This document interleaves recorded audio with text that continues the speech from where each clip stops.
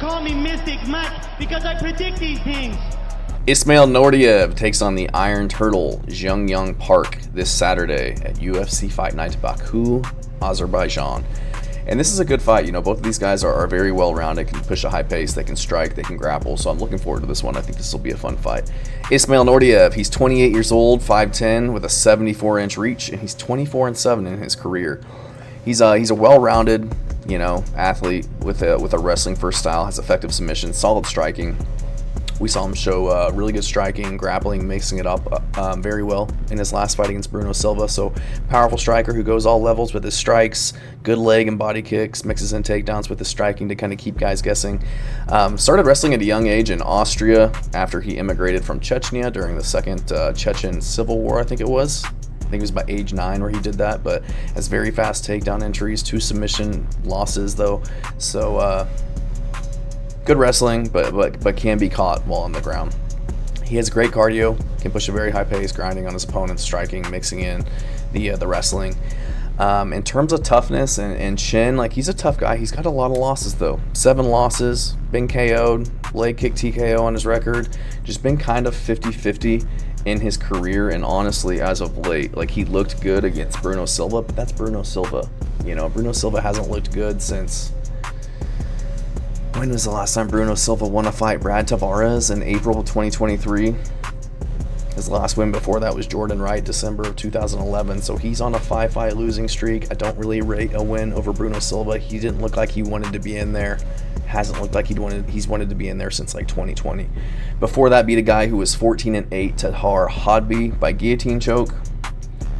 Lost his 2 fights before that, one by KO, one by armbar. So kind of a weird circumstance with Ismail Naurdiev getting his shot back in the UFC, and I'll elaborate on that in a little bit. But Junyong Park is 34. He's 5'10" with a 73-inch reach, and he's 18-6. So he has a lot of losses too, but I will get to that as well. He's going to be 6 years older and have a 1-inch reach disadvantage, but Junyong Park is very good. He's a high-pressure fighter, good boxing, great jab, solid combos.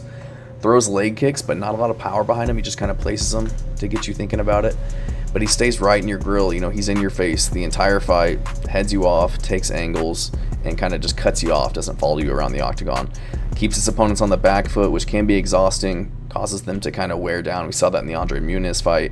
He fights like very close to his opponents and just kind of stifles their offense, doesn't let them get anything going because he's always in your face, putting something in there and, you know, pressing up against you like we saw in Brad Tavares' fight. Works well in the clinch. He kind of just reminds me of the Terminator, man. He's just walking forward, throwing shots, catching kicks, getting takedowns, you know. Never gives up, tough. You know, he's been rocked in the past, but, you know, he is able to fight through it and usually win the fight even after taking damage. But just walking forward, throwing volume, eating shots. Dude's very tough. He has a strong wrestling foundation and good top control. I think he had a record with the amount of like strikes that he landed in a fight. I think it was against like John Phillips. Yeah, John Phillips back in 2020 had like 200 something plus strikes on the ground against the guy. Has really grinding clinch work where he drags guys down. Also has really good trips to get him to the floor as well. Good at catching kicks for takedowns. 6 submission wins in his career, so a third of his wins are by finish and are by sub.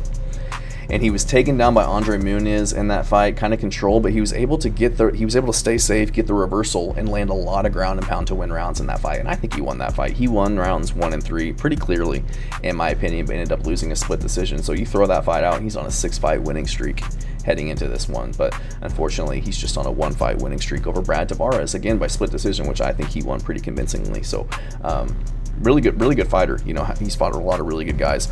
Good cardio, like I said, very high pressure pace. Never really see the guy slow down. He grapples, you know, throws a lot of volume out there. Never looks like he's out of the fight or, you know, needs a break or gets really tired at all. Can maintain a very high pace grappling and striking for 3 rounds. In terms of his chin, he was dropped early by Brad Tavares, but recovered quickly and was able to, again, get the fight done and get the win regardless of what's happening. So great chin, tough guy.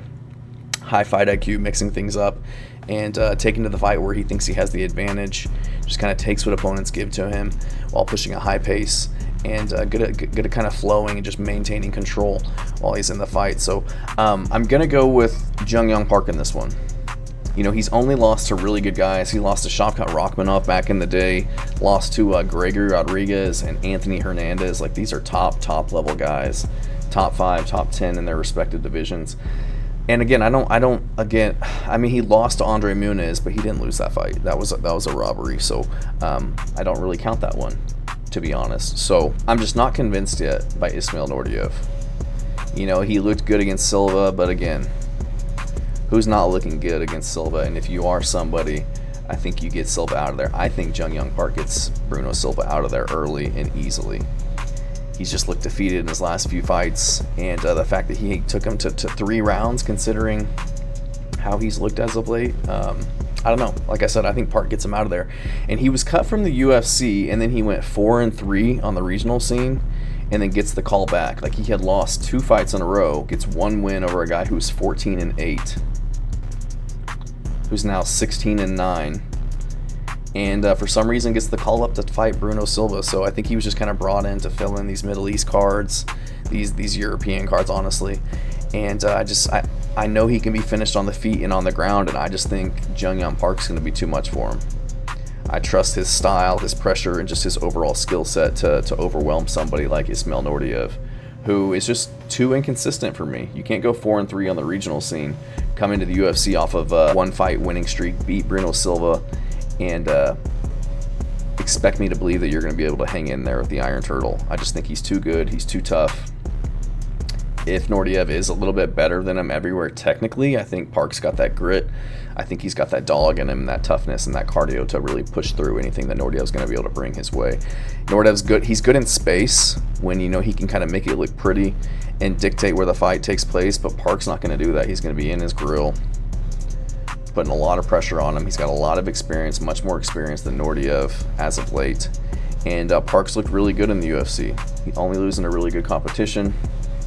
And I think he, at this point in their career, I think he's just the better guy. He is older. You know, I don't know what type of ceiling he has or how good he'll be able to, how high up in the rankings he'll be able to get. But I do trust him to get this one done. I think that he can break Naurdiev and get the win. Thanks.